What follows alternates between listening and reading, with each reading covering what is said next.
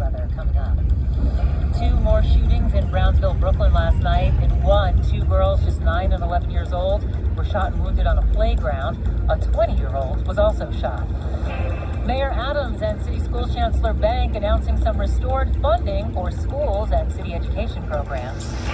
In a follow-up to a story we told you about last week, two 16-year-old girls have now been arrested for stealing a dog from a home on Tiffany Place in the Bronx. And another reason you may want to think twice before ordering that cocktail or glass of wine on your next flight. 1010 Winds AccuWeather. Warm, sunny for the rest of today. We actually have a beautiful day on tap. High near 80 in the city. Winds News Time, 12:01. We get our check of traffic and transit on the ones. And over to Karen Stewart. We've got police activity on the Jackie Robinson Parkway. It's going westbound and it's in Cypress Hill Street. One lane is closed with this police activity. You know what happens when we have police activity. Everybody stops and looks. We've got eastbound delays that go back to Jamaica Avenue almost. And we've got westbound delays that go back almost to Woodhaven Boulevard. Westbound delays, yes. So we got to come in and we got to go in on the Jackie Robinson, all because of police activity. And on the eastbound Jackie Robinson to Jamaica Avenue, there's construction too. And we've got one lane closed. Here's what you need to know about the bridges and tunnels. Hudson's first. Inbound GW's upper level is 35 minutes with construction.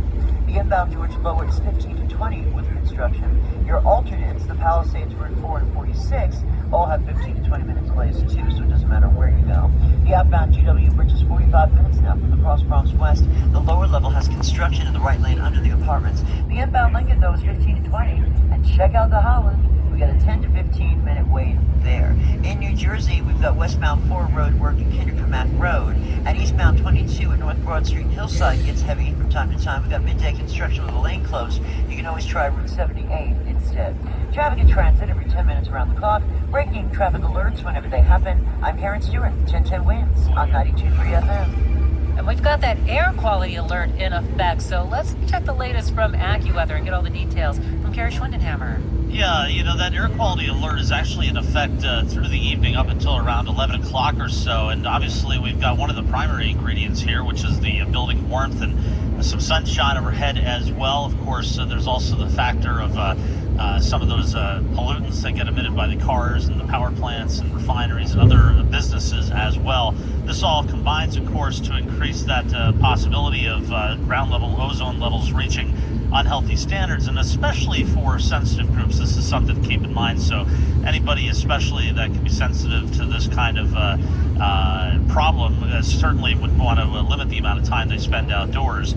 Tonight, of course, that expires at around 11 o'clock, and then tomorrow we're heading towards some showers and thunderstorms by tomorrow night. Back to you.